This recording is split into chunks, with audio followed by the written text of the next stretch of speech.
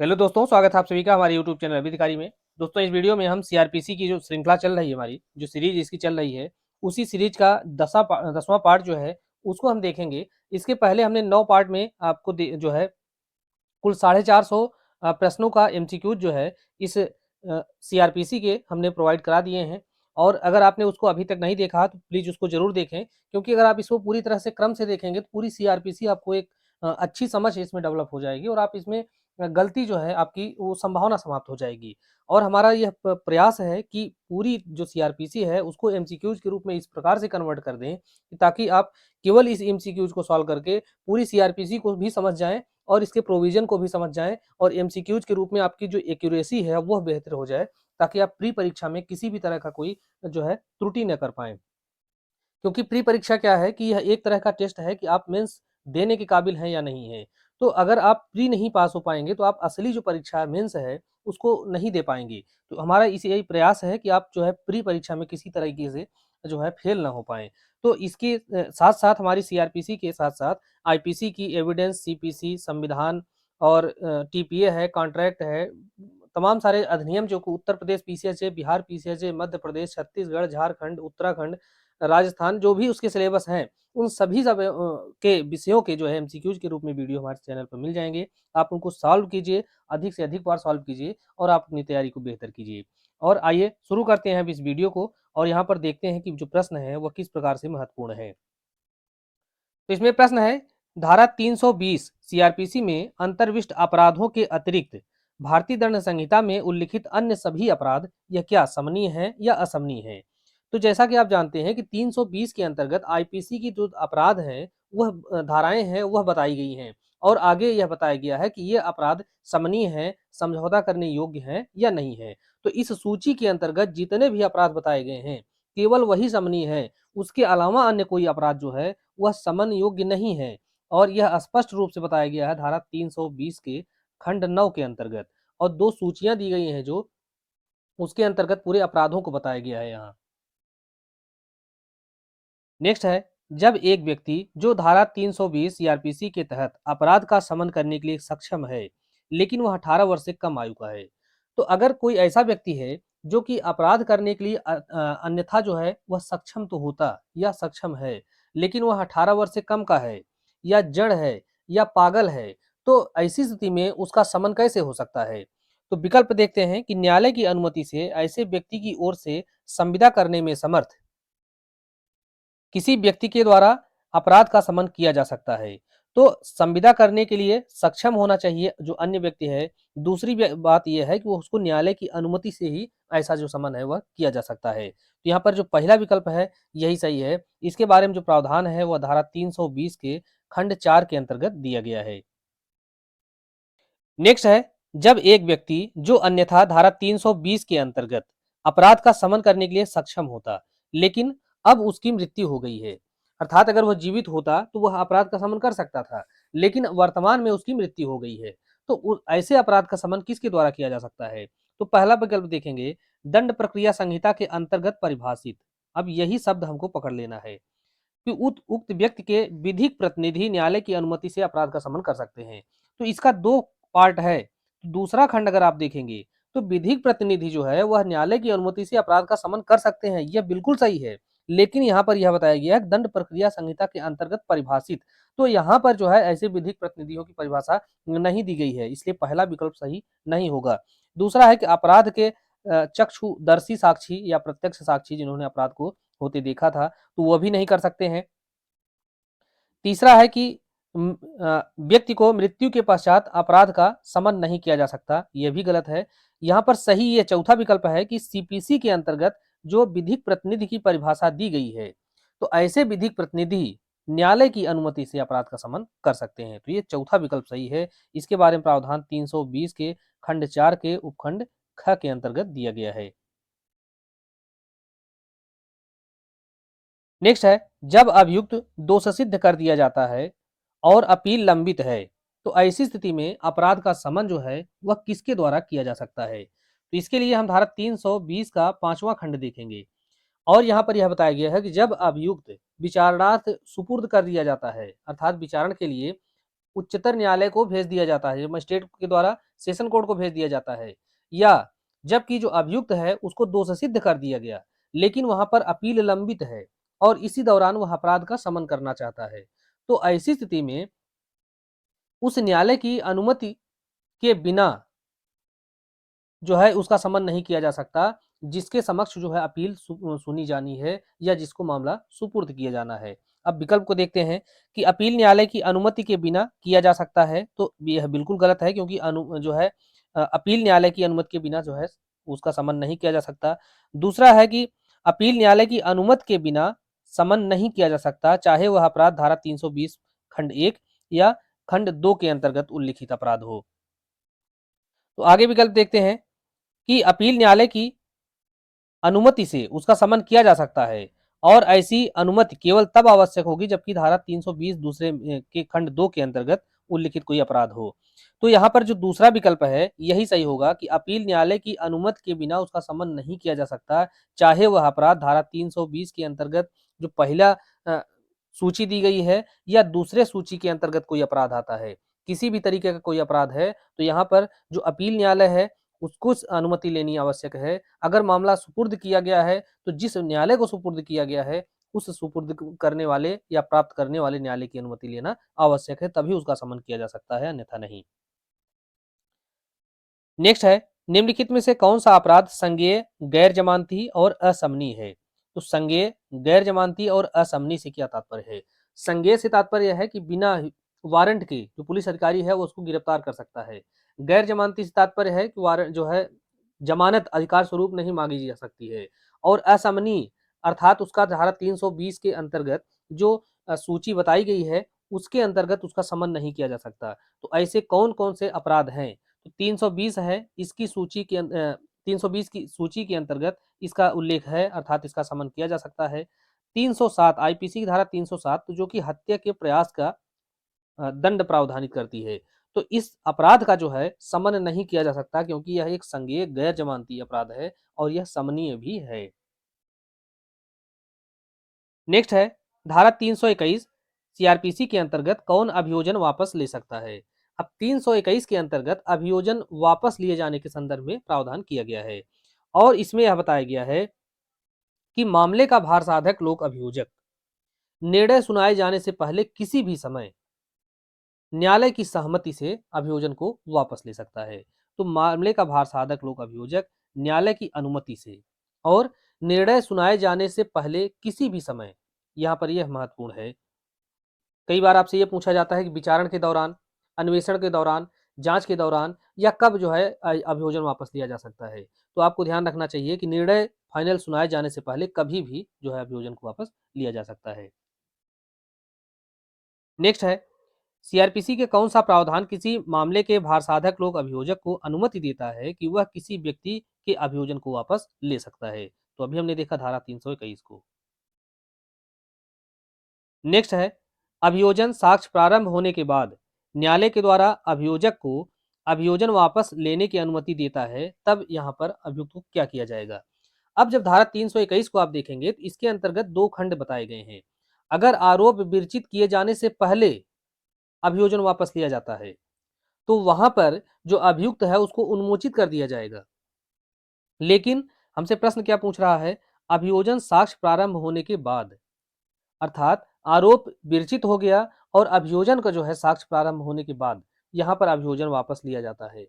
तो ऐसी स्थिति में अर्थात आरोप विरचित करने से पहले अगर अभियोजन वापस लिया गया तो उसका प्रभाव अभियुक्त का उन्मोचन होगा। लेकिन आरोप विरचित कर दिया गया और उसके बाद जो है यहाँ पर अभियोजन को वापस लिया जा रहा है तो उसका जो परिणाम है वह दोष मुक्ति होगा, अर्थात अभियुक्त को दोष मुक्त कर दिया जाएगा। तो वही बात यहाँ पर जो दो खंड बताए गए हैं, पहला है कि आरोप विरचित किए जाने से पहले अगर किया जाता है तो वहां पर उन्मोचन उसका प्रभाव होगा। आरोप विरचित किए जाने के पश्चात किया जाता है तो वहां पर उसको दोष मुक्त कर दिया जाता है। नेक्स्ट है, सीआरपीसी के अंतर्गत मजिस्ट्रेट के द्वारा ऐसे मामले को जो अनन्यतः सत्र न्यायालय के द्वारा विचारणीय नहीं है, सत्र न्यायालय को विचारण हेतु पार्पित किया जा सकता है यदि मजिस्ट्रेट को यह प्रतीत होता है कि ऐसा जो मामला है वह किस प्रकार का है।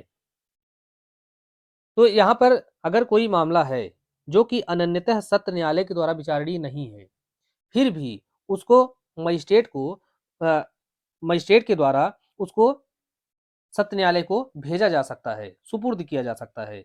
जबकि जो मजिस्ट्रेट है उसका यह मत है या उसको ऐसा प्रतीत होता है कि वह जो मामला है उसका जो विचारण है वह सत्र न्यायालय के द्वारा ही किया जाना चाहिए। तो ऐसी स्थिति में वह क्या करेगा कि उस मामले को मजिस्ट्रेट को सत्र न्यायालय को सुपुर्द कर देगा।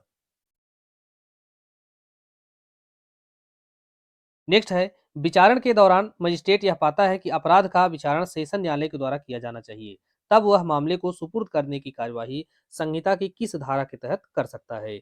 तो प्रक्रिया जब जांच या विचारण के प्रारंभ के पश्चात मजिस्ट्रेट को यह पता चलता है कि उसको सुपुर्द किया जाना चाहिए, तो यह जो है धारा 323 के तहत ऐसे मामले को सुपुर्द किया जाता है। हालांकि यह 209 के तहत भी एक सुपुर्दगी होती है, लेकिन यहाँ पर इस प्रश्न में जो है 323 जो है सही विकल्प है।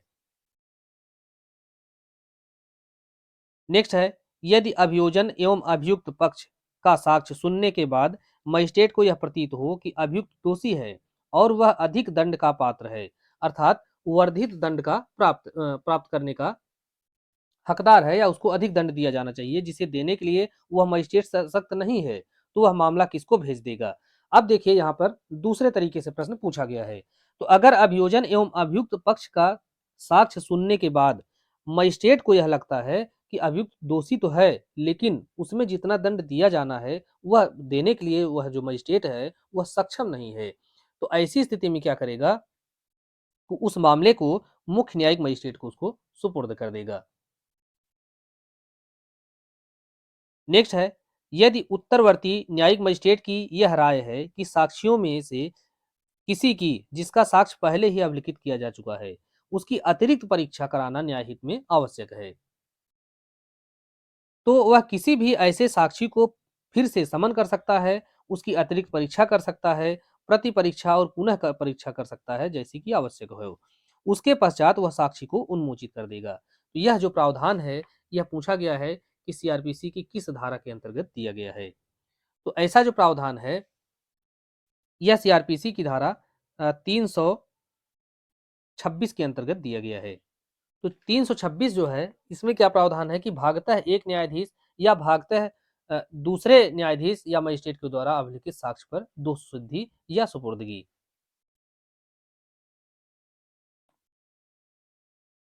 नेक्स्ट क्वेश्चन है, यदि एक न्यायाधीश की अपने निर्णय के लिखने के पश्चात लेकिन उसको खुले न्यायालय में सुनने के पहले उस न्यायाधीश की क्या होती है, मृत्यु हो जाती है, तो वह जो निर्णय है वह क्या माना जाएगा, तो वह जो है न्यायाधीश की राय माना जाएगा, अर्थात वहां पर जो निर्णय उसने लिखा है उसको यह माना जाएगा कि उस मामले में न्यायाधीश की वह राय है और वही राय के रूप में वह निर्णय सुना था, लेकिन उसकी मृत्यु हो गई। तो इसलिए जो बाद वाला न्यायाधीश है वह उस निर्णय को ही नहीं सुना देगा, बल्कि उस निर्णय को या उस न्यायाधीश का जो अपना निर्णय उसने लिखा है जिसने जो मर गया उसके निर्णय को न्यायालय उसकी राय माना जाएगा। नेक्स्ट है, अपराध की जांच या विचारण के प्रयोजन से कोई भी दंड न्यायालय खुला न्यायालय समझा जाएगा, किंतु आपराधिक न्यायालय होते हुए भी कब एक दंड न्यायालय खुला न्यायालय नहीं समझा जाएगा, यह सीआरपीसी की किस धारा के अंतर्गत दिया गया है। तो यह प्रावधान जो है धारा 327 के अंतर्गत दिया गया है। अब 327 के अंतर्गत क्या प्रावधान है, पहले खंड के अंतर्गत यह बताया गया है कि वह स्थान जहां दंड न्यायालय किसी अपराध की जांच या विचारण करने के प्रयोजन से बैठता है उसको खुला न्यायालय समझा जाएगा और वहां पर साधारण जनता जो है प्रवेश करेगी और उसमें देख सकती है। लेकिन जब आप इसका दूसरा खंड पढ़ते हैं तो उसके अंतर्गत धारा 327 का खंड 2, तो इसके अंतर्गत क्या बताया गया है कि किसी बात के होते हुए भी जो बातें ऊपर बताई गई हैं आईपीसी की धारा 376, 376 A B C D D A D B या 376 ई जो कि रेप से संबंधित है, बलात्कार के अपराध से संबंधित है, तो ऐसे अपराध का अगर विचारण किया जा रहा है तो वह न्यायालय जो है वह खुला न्यायालय नहीं समझा जाएगा, क्योंकि उसका विचारण बंद कमरे में किया जाता है। तो यही प्रावधान धारा 327 के अंतर्गत दिया गया है। नेक्स्ट है, विकृत चित्त अभियुक्त व्यक्तियों के बारे में उपबंध किस अध्याय के अंतर्गत दिया गया है। अब अध्याय हमसे पूछा जाए तो अध्याय को कुछ अध्याय ऐसे हैं जिनको याद रखना चाहिए हम लोग को। तो यहाँ पर यह जो प्रावधान है अध्याय 25 के अंतर्गत दिया गया है। और धारा अगर पूछा जाता है तो धारा 328 से लेके 339 तक के अंतर्गत यह जो विकृत चित्त अभियुक्त व्यक्तियों के बारे में प्रावधान दिया गया है। नेक्स्ट है, सीआरपीसी की किस धारा के अंतर्गत विकृत चित्त अभियुक्त को कुछ विधिक संरक्षण दिए गए हैं? तो धारा 328 से लेके जैसा कि आपने देखा 339 तक के अंतर्गत यह संरक्षण दिए गए हैं। अब 328, 331, 334 ये सभी इसी के अंतर्गत आ जाती हैं। तो इसी में जो है इसके बारे में जो है उपबंध दिया गया है या संरक्षण दिया गया है। नेक्स्ट है, यदि किसी न्यायिक कार्यवाही को निपटाते हुए निर्णय या अंतिम आदेश देते समय कोई सेशन कोर्ट या फर्स्ट क्लास न्यायिक मजिस्ट्रेट यह राय व्यक्त करता है कि ऐसी कार्यवाही में उपस्थित होने वाले किसी साक्षी ने जानबूझ करके मिथ्या साक्ष्य दिया है या मिथ्या साक्ष्य गढ़ा है, तो वहां पर वह उसके संबंध में कौन सा कार्यवाही कर सकता है या उस जो साक्षी है उसको किस प्रकार का दंड दिया जा सकता है। तो इसके बारे में प्रावधान जो है धारा 344 के अंतर्गत दिया गया है।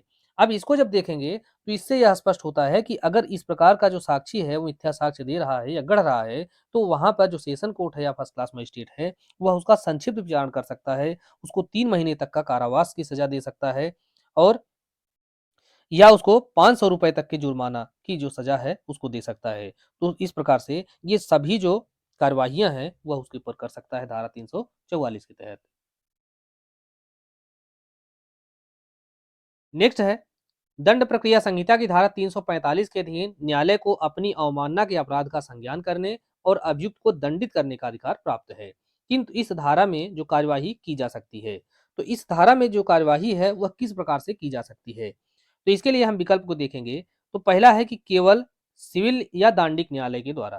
तो यह गलत है क्योंकि यहाँ पर केवल लगा करके यह बताया कि मात्र सिविल और दांडिक न्यायालय ही कार्यवाही कर सकते हैं, जबकि 345 के अंतर्गत सिविल, दांडिक और राजस्व यह तीनों जो न्यायालय हैं यह कार्यवाही कर सकते हैं। तो यहाँ पर जो दूसरा पहला विकल्प है ये गलत हो गया। दूसरा है कि केवल उसी स्थिति में जबकि अवमानना का अपराध न्यायालय की दृष्टिगोचरता या उसकी उपस्थिति में किया जाता है। तो दूसरा विकल्प ही सही है। अगर वह है अपराध जो है अर्थात कंटेम्प्ट का जो अपराध है वह सिविल, दंड न्यायालय, राजस्व न्यायालय की दृष्टिगोचरता में या उसकी उपस्थिति में किया जाता है, तब न्यायालय जो है अभियुक्त को अभिरक्षा में निरुद्ध कर सकता है। और इसके साथ-साथ वहाँ पर उसको 200 रुपए तक का जो है जुर्माने की सज़ा दी जा सकती है और जुर्माना अगर वह नहीं जमा करता है, तो वहाँ पर उसको 1 मास तक के सादा कारावास की सज़ा भी दी जा सकती है। तो वही यहाँ पर बताया गया है कि अगर अपराध कैसा है कि आईपीसी की धारा 175, 78, 179, 180, 228 में वर्णित है या तो सिविल, दंड या राजस्व न्यायालय की दृष्टिगोचरता या उसकी उपस्थिति में किया जाता है, तब न्यायालय अभियुक्त को अभिरक्षा में निरुद्ध कर सकता है और उसी दिन न्यायालय के उठने के पूर्व किसी समय अपराध का संज्ञान कर सकता है और अपराधी को उचित अवसर देने का बाद जो है उसको 200 रुपए तक का जुर्माना से दंडित कर सकता है। अगर वह जुर्माना देने में व्यतिक्रम करता है, तो ऐसी स्थिति में वहाँ पर 1 महीने तक के सादा कारावास का भी दंड दिया जा सकता है। नेक्स्ट है, नेक्स्ट क्वेश्चन है, सीआरपीसी की किस धारा के अर्थ में रजिस्ट्रार या उप रजिस्ट्रार सिविल न्यायालय समझा जाएगा?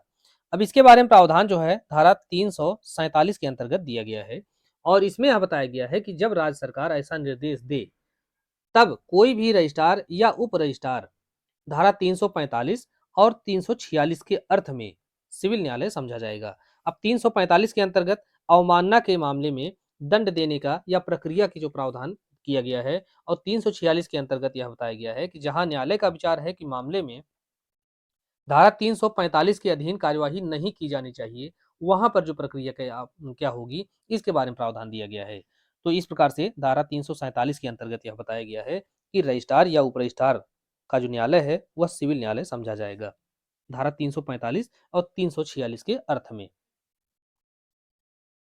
नेक्स्ट है, जब कोई व्यक्ति न्यायालय में प्रश्न का उत्तर देने या दस्तावेज पेश करने से मना कर देता है, तो उसे दंड प्रक्रिया संहिता की धारा 349 में कितने कारावास का दंड दिया जा सकता है? तो 349 के अंतर्गत क्या है कि उत्तर देने या दस्तावेज पेश करने से इनकार करने वाले व्यक्ति को यहाँ पर सजा दी जाती है 7 दिन तक के सादा कारावास। सादा कारावास की।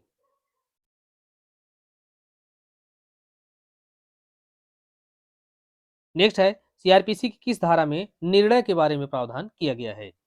तो निर्णय के बारे में प्रावधान जो है यह किया गया है धारा 353 के अंतर्गत।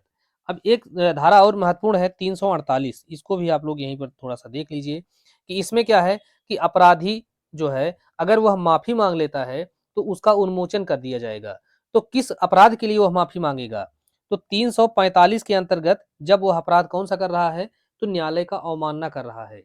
या 346, 346 अगर इन दो धाराओं के तहत वह अपराध कर रहा है और ऐसे अपराध का वह 348 के तहत माफी मांग ले रहा है, तो ऐसी स्थिति में वहां पर जो है अपराधी का उन्मोचन किया जा सकता है 348 के अंतर्गत। नेक्स्ट है, सीआरपीसी की किस धारा में निर्णय की भाषा और उसकी विषय वस्तु इसके बारे में प्रावधान किया गया है? तो निर्णय की भाषा क्या होगी और उसकी अंतर्वस्तु या विषय वस्तु क्या होगी इसके बारे में प्रावधान 354 के अंतर्गत दिया गया है। तो भाषा जो है कौन सी होगी? जो भाषा न्यायालय की होगी, न्यायालय की भाषा ही निर्णय की भाषा होगी। और उसकी अंतर्वस्तु में क्या क्या होगा? तो उसमें वह प्रश्न जो डिसाइड किया गया है वह किस कारण से डिसाइड किया गया है, अपराध कौन सा है, सजा कौन सी है, दोष मुक्त दोष सिद्ध यह अगर किया गया है तो उसका कथन, यह सब बातें जो है उसकी अंतर्वस्तु के अंतर्गत आती हैं। नेक्स्ट है, सिद्ध दोष के मृत्यु दंडादेश का निष्पादन जब तक वह मर न जाए तब तक गर्दन से लटका कर करने का ढंग, यह सीआरपीसी के अंतर्गत कहां पर उपबंधित किया गया है? अब इसके बारे में प्रावधान जो है धारा 354 जो कि क्या बताता है? निर्णय की अंतर्वस्तु और भाषा। तो इसके पांचवें खंड को जब देखेंगे तो वहां पर यह बताया गया है कि जब किसी व्यक्ति को मृत्यु दंड दिया जाता है तो दंडादेश में यह निर्देश दिया जाएगा कि उसे गर्दन में फांसी लटकाकर तब तक जो है टांगा जाए या तब तक लटकाया जाए जब तक कि उसकी मृत्यु ना हो जाए। लेकिन हमसे पूछा गया है कि यह रीति ढंग कहाँ बताया गया है? तो संहिता के अंतर्गत दो अनुसूचियां दी गई हैं। तो दूसरी अनुसूची का जो प्रारूप संख्या 45 है 42 है, वह 42 संख्या जो है वह मृत्यु दंड के निष्पादन के वारंट के प्रारूप के बारे में प्रावधान है और उसी में बताया गया है कि हैंग टिल डेथ। नेक्स्ट है, दीना बनाम भारत संघ का मामला किससे संबंधित है? तो यह जो केस है फांसी के द्वारा मृत्युदंड से संबंधित है। नेक्स्ट है, सीआरपीसी की धारा 354 खंड 5 के अंतर्गत जब किसी व्यक्ति को मृत्युदंड दिया जाता है तो दंडादेश यह निर्देश देगा। तो वहां पर क्या निर्देश दिया जाएगा? उसे गर्दन में फांसी लगाकर तब तक लटकाया जाए जब तक कि उसकी मृत्यु न हो जाए। नेक्स्ट है, सीआरपीसी की किस धारा में न्यायालय अभियुक्त को आदेश दे सकता है कि वह क्षतिपूर्ति का भुगतान करे?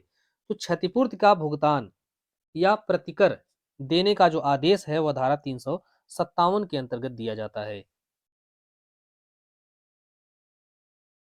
नेक्स्ट है, सीआरपीसी की किस धारा में पीड़ित प्रतिकर योजना इसके बारे में प्रावधान किया गया है? अर्थात विक्टिम कंपनसेशन स्कीम के बारे में जो प्रावधान है यह धारा 357 ए के अंतर्गत दिया गया है। यह बहुत बार पूछा जाता है और एक प्रश्न यह भी पूछा जाता है कि इसको कब जोड़ा गया है? तो इसको जो है 2008 में जोड़ा गया है पीड़ित प्रतिकर योजना को। अब इससे कई सारे प्रश्न बनेंगे, हम सभी प्रश्नों को हल करेंगे। तो नेक्स्ट है, पीड़ित प्रतिकर योजना यह सीआरपीसी की धारा 357 ए में किस संशोधन अधिनियम से जोड़ी गई? यह संशोधन अधिनियम जो है 2008 था, लेकिन प्रवर्तन में आता है तो यह 2009 में। तो 8 या 9 इस तरह से अगर पूछा जाता है, अगर 8 नहीं है तो आपको 9 लगाना है। तो इसी संशोधन के माध्यम से इसको जोड़ा गया था। नेक्स्ट है, सीआरपीसी की धारा 357 ए का जो दूसरा खंड है इसके अंतर्गत प्रतिकर की मात्रा का निर्धारण किसके द्वारा किया जाएगा? जब पीड़ित प्रतिकर या पीड़ित को प्रतिकर दिए जाने के लिए आदेश दिया जाता है तो प्रतिकर की जो धनराशि होगी वह किसकी कितनी होगी इसका निर्धारण किसके द्वारा किया जा सकता है? तो विधिक सेवा प्राधिकरण, जिला विधिक सेवा प्राधिकरण या राज्य विधिक सेवा प्राधिकरण जैसी भी स्थिति हो तो उसके द्वारा जो है यहाँ पर प्रतिकर की जो राशि है या उसका मात्रा है उसका निर्धारण किया जाता है। नेक्स्ट है, दंड प्रक्रिया संहिता की किस धारा में पीड़ितों के उपचार के उपबंध अपराध विधि संशोधन अधिनियम 2013 में जोड़े गए? अब पीड़ितों के उपचार के संदर्भ में प्रावधान जो है 2013 में एक धारा जोड़ी गई, धारा 357 सी, और यही धारा जोड़ करके यह उपबंध किया गया कि अगर कोई पीड़िता है जो कि धारा 326 ए जैसा कि एसिड अटैक या अम्ल हमले से पीड़ित है, या 376 से लेकर के 376 ई तक अर्थात लैंगिक अपराध से, रेप से संबंधित कोई अपराध की पीड़िता है, तो ऐसी स्थिति में चाहे वह पब्लिक हॉस्पिटल हो या प्राइवेट हॉस्पिटल हो, चाहे वह केंद्र सरकार के द्वारा, राज्य सरकार के द्वारा या किसी स्थानीय निकाय के द्वारा उसको संचालित किया जा रहा हो, तो वहां पर जो है उसका इलाज किया जाएगा और उसका पीड़िता का जो इलाज है वह तत्काल निःशुल्क किया जाएगा। तो यह प्रावधान जोड़ा गया धारा 357 सी के अंतर्गत। और अगर इसका उल्लंघन किया जाता है अर्थात वहां पर उपचार नहीं किया जाता है, तो आईपीसी में एक धारा जोड़ी गई 166 बी, और यह धारा जोड़ करके ऐसा उल्लंघन करने पर दंड के बारे में भी प्रावधान किया गया है। नेक्स्ट है, किस वाद में सर्वोच्च न्यायालय ने तेजाब हमले में घायल व्यक्ति के इलाज के लिए निर्देश जारी किया था? तो लक्ष्मी बनाम भारत संघ का केस बहुत महत्वपूर्ण है, एसिड अटैक से संबंधित है। आपसे मेंस में भी यह कई बार पूछा जाता है। डायरेक्ट प्रश्न नहीं पूछा जाएगा बल्कि इसी के इर्द गिर्द प्रॉब्लम बना करके प्रश्न पूछा जाता है। तो यह केस आपको याद होना चाहिए, लक्ष्मी बनाम भारत संघ किससे संबंधित है? तो एसिड अटैक या तेजाब हमले से संबंधित है। नेक्स्ट है, जब कभी कोई व्यक्ति किसी अन्य व्यक्ति को पुलिस अधिकारी से गिरफ्तार करवाता है, तब यदि उस मजिस्ट्रेट को जिसके द्वारा यह मामला सुना जाता है यह प्रतीत होता है कि ऐसी गिरफ्तारी करवाने के लिए कोई पर्याप्त आधार नहीं था, तब वह मजिस्ट्रेट उस गिरफ्तार किए गए व्यक्ति को प्रतिकर दिलवा सकता है। ऐसी जो प्रतिकर की धनराशि होगी वो कितनी हो सकती है? तो प्रतिकर की धनराशि 1,000 रुपए से अनधिक अर्थात अधिकतम 1,000 रुपए होगी। अगर ऐसा जो प्रतिकर नहीं दिया जाता है या व्यतिक्रम किया जाता है तो वहां पर जो है 30 दिन का सादा कारावास इसकी सजा दी जा सकती है।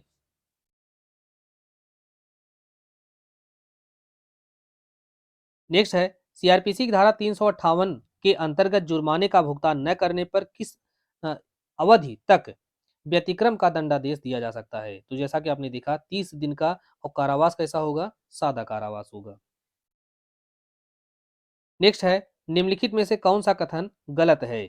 एक असंज्ञेय अपराध के बाबत अभियोग पत्र प्रस्तुत होने पर यदि न्यायालय अभियुक्त को दोषी निर्णित करे तो यहाँ पर न्यायालय क्या कर सकता है?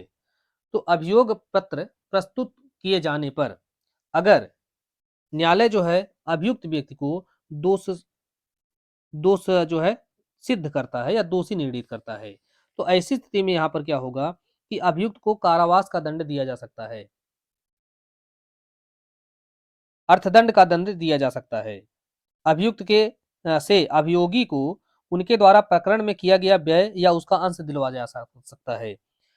यह सभी गलत है, जबकि अभियुक्त को 30 दिन तक के सादा कारावास और अर्थदंड अर्थात जुर्माना इन दोनों से दंडित किया जा सकता है। तो यही कथन सही है। इसके बारे में प्रावधान जो है धारा 359 के अंतर्गत दिया गया है। और 359 के अंतर्गत अगर कोई व्यक्ति असंज्ञेय अपराध के मामले में उसको दोषी सिद्ध किया जाता है तो ऐसी स्थिति में वहां पर यह सारे जो दंड है उसको दिए जा सकते हैं।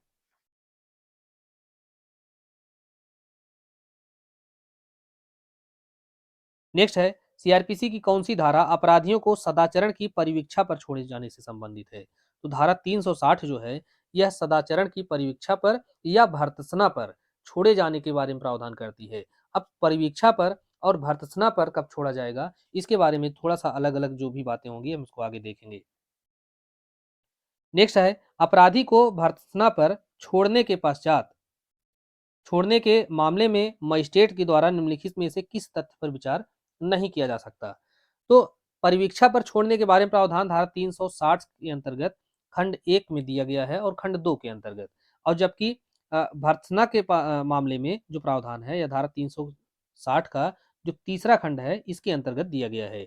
और इसमें यह बताया गया है कि ऐसी मामले में जबकि जो मामला है चोरी है, भवन में चोरी, बेईमानी से दुर्विनियोग है, छल है, और इन अपराधों के लिए आईपीसी में 2 वर्ष तक के कारावास से दंड का प्रावधान किया गया है या केवल जुर्माने से दंडनीय जो है कोई दंड का प्रावधान किया गया है। तो ऐसी स्थिति में कोई उसकी पूर्व दोष सिद्धि साबित नहीं की गई है, तो वहां पर अगर न्यायालय उसकी जो है आयु पर विचार करेगा, उसके सील पर, अपराध की जो तुच्छता है उस पर विचार करने के बाद उसको भर्त्सना करके उसको छोड़ सकता है। लेकिन यहाँ पर वित्तीय स्थिति पर विचार करने का कोई ग्राउंड नहीं है। इस आधार पर कोई विचार करने के बाद उसको नहीं छोड़ा जा सकता है।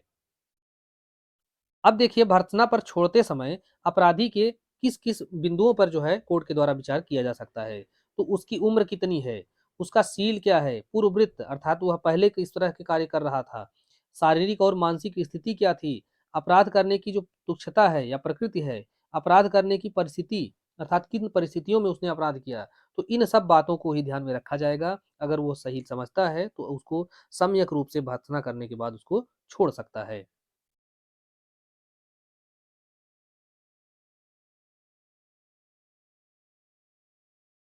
नेक्स्ट क्वेश्चन है, परिवीक्षा पर किसे नहीं छोड़ा जा सकता। तो परिवीक्षा पर किसको नहीं छोड़ा जा सकता और किसको छोड़ा जा सकता है, इसके बारे में प्रावधान धारा 360 के पहले खंड के अंतर्गत बताया गया है।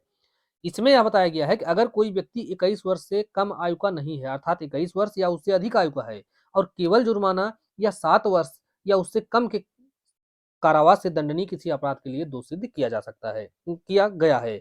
और दूसरा यह बताया है कि 21 साल से कम का है या स्त्री है और उसने मृत्युदंड, आजीवन कारावास से दंडनीय अपराध से भिन्न किसी अपराध के लिए दोषी सिद्ध किया गया है। तो हम विकल्प को देखते हैं कि एक व्यक्ति जो 21 वर्ष से अधिक आयु का है और ऐसे अपराध के लिए दोषित किया जाता है जिसकी सजा 7 वर्ष है या उससे कम है, तो ऐसी स्थिति में उसको परिवीक्षा पर छोड़ा जा सकता है। दूसरा है कि एक व्यक्ति जो 21 वर्ष से कम का है और ऐसे अपराध से दोषित किया जाता है जिसकी सजा आजीवन कारावास है, तो ऐसे व्यक्ति को जो है यहाँ पर परिवीक्षा पर नहीं छोड़ा जा सकता, क्योंकि अगर मृत्युदंड या आजीवन कारावास से दंडनीय कोई अपराध है तो और ऐसा अपराध 21 वर्ष से कम आयु के व्यक्ति के द्वारा किया गया है तो उसको, या कोई महिला के द्वारा किया गया है उसको जो है परिवीक्षा पर नहीं छोड़ा जा सकता। लेकिन अगर इससे कम सजा से दंडनीय अपराध का जो है वो दोषित होते हैं तो उनको परिवीक्षा पर छोड़ा जा सकता है। अगला है कि एक स्त्री जो अपराध के लिए दोषित की जाती है और वह सजा जो है उस अपराध की 10 वर्ष है तो उसको भी परिवीक्षा पर छोड़ा जा सकता है। तो यही है इसके बारे में पूरी बातें कि जब कोई व्यक्ति 21 वर्ष से कम का नहीं है और केवल जुर्माना या 7 वर्ष या उससे कम आयु के कारावास से अवधि के कारावास से दंडित किया जाता है या दोषित किया जाता है, या कोई व्यक्ति है जो 21 वर्ष से कम का है या कोई स्त्री है और मृत्युदंड या आजीवन कारावास से दंडनीय अपराध नहीं करता है या उसके दोषित नहीं किया जाता है, तो उसको भी परिवीक्षा पर छोड़ा जा सकता है। इसके अलावा अपराधी के विरुद्ध कोई पूर्व दोष सिद्धि साबित नहीं है, तब न्यायालय जिसके द्वारा उसको दोषित किया गया है तो अपराधी की आयु, सील, पूर्ववृत्त, अपराध करने की परिस्थितियों को ध्यान में रखते हुए उसको परीक्षा पर छोड़ देना अगर सही समझता है तो वह उसको दंड देने के बजाय उससे प्रतिभूति की मांग कर सकेगा कि वह बंध पत्र जारी करके अपने द्वारा यह घोषणा करे कि वह 3 वर्ष या उससे अधिक समय या उससे कम अवधि तक वह कोर्ट के द्वारा बुलाए जाने पर हाजिर होगा, पर शांति बनाए रखेगा और सदाचारी बना रहेगा। नेक्स्ट है, कब मजिस्ट्रेट देने के बजाय सम्यक भर्त्सना के पश्चात छोड़ सकता है।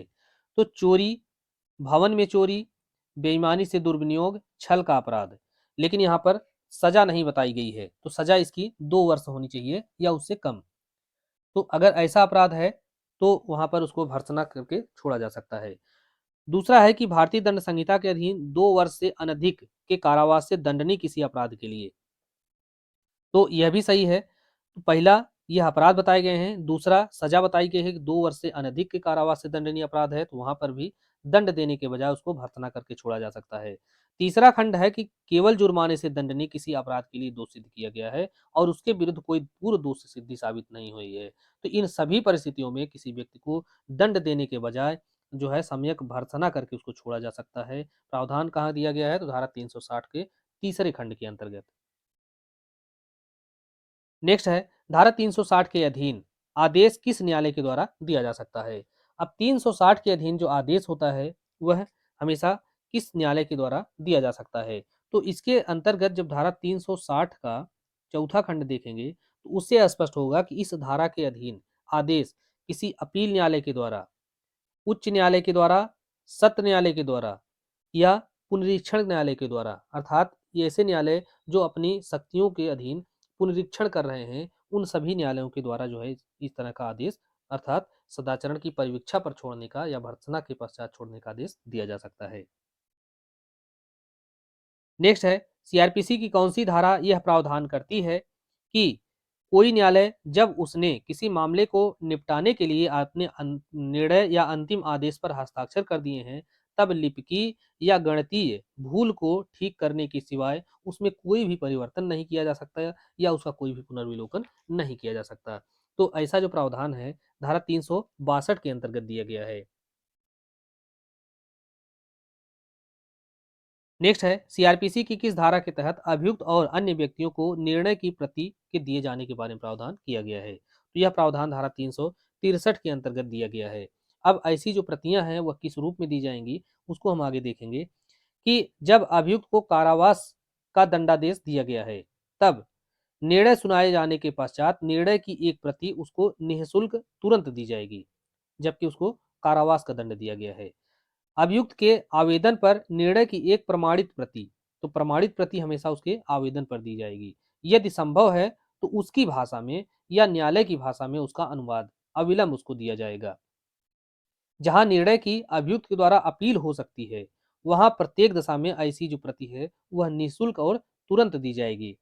लेकिन अगर जहां पर मृत्युदंड का जो है सजा सुनाई गई है और उच्च न्यायालय के द्वारा उसको पारित किया गया है या उसको पुष्ट किया गया है, वहां निर्णय की प्रमाणित प्रति अभियुक्त को तुरंत निःशुल्क दी जाएगी, चाहे वह उसके लिए आवेदन करे चाहे न करे। ये सारे प्रावधान धारा 363 के अंतर्गत दिए गए हैं। अब यह बताया आगे है कि सीआरपीसी की किस धारा के अंतर्गत निर्णय का अनुवाद किया जाएगा। तो निर्णय जो है की प्रमाणित प्रति या उसकी प्रति जो है 363 के तहत दी जाती है, लेकिन उसका अनुवाद या ट्रांसलेशन करके कब दिया जाएगा? 364 के अंतर्गत किसी निर्णय का अनुवाद किया जाता है। नेक्स्ट है, ऐसे मामले में जिनका विचारण सत्र न्यायालय या मुख्य न्यायिक मजिस्ट्रेट के द्वारा किया गया है, यथास्थिति न्यायालय या मजिस्ट्रेट अपने निष्कर्ष और दंडादेश की यदि कोई हो तो प्रति किसको अग्रेसित करेगा? तो यहाँ पर पूछा है कि ऐसा मामला है जिसका विचारण सत्र न्यायाधीश या मुख्य न्यायिक मजिस्ट्रेट के द्वारा किया गया है और ऐसा न्यायालय या मजिस्ट्रेट जो उसका निष्कर्ष है और दंडादेश है उसकी प्रति जो है ऐसे जिला मजिस्ट्रेट को भेजता है जिसकी अधिकारिता के भीतर वह विचारण किया गया है।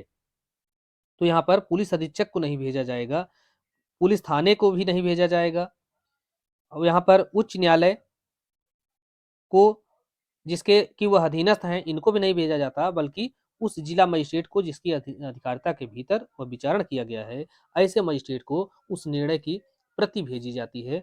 ऐसा प्रावधान धारा 365 के अंतर्गत दिया गया है। नेक्स्ट है, जब सत्र न्यायालय मृत्यु दंड की सजा सुनाता है तो ऐसी स्थिति में वहां पर कौन सी कार्यवाही की जाएगी या क्या प्रक्रिया अपनाई जाएगी?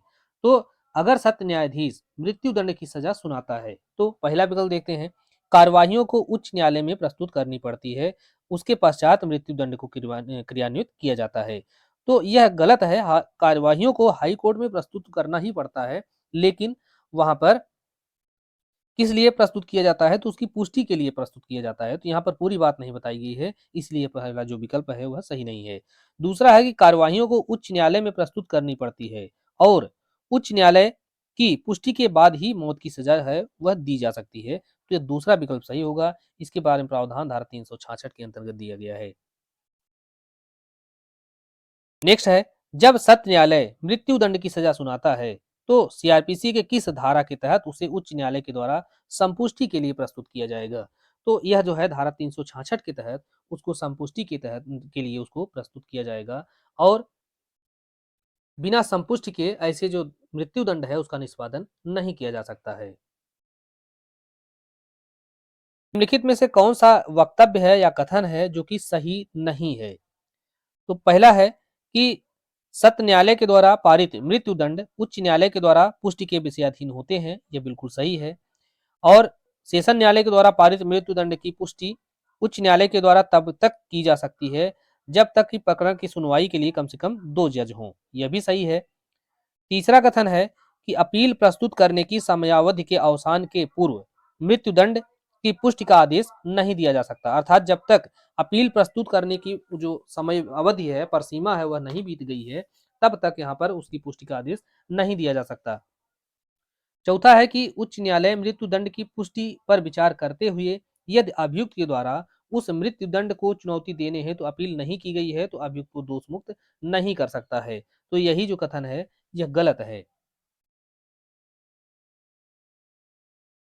नेक्स्ट है, सीआरपीसी की कौन सी धारा दंडादेश को पुष्ट करने या दोष सिद्ध को रद्द करने की हाई कोर्ट की सख्ती का प्रावधान करती है।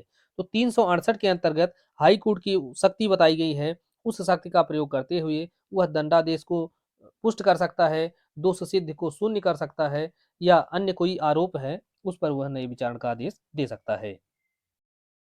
नेक्स्ट है, मृत्युदंड की पुष्टि किए जाने में उच्च न्यायालय के कम से कम कितने जजों के हस्ताक्षर की आवश्यकता होती है। तो इसके बारे में प्रावधान जो है धारा 369 के अंतर्गत दिया गया है, और इसमें यह बताया गया है कि इस प्रकार से अगर कोई मामला पुष्टि के लिए हाई कोर्ट को भेजा जाता है तो वहां पर उसकी पुष्टि तब की जाएगी जबकि कम से कम उस न्यायालय में 2 जज हों। नेक्स्ट है, सत्र न्यायालय द्वारा मृत्युदंड की पुष्टि के लिए उच्च न्यायालय भेजे जाने पर उच्च न्यायालय क्या कर सकता है।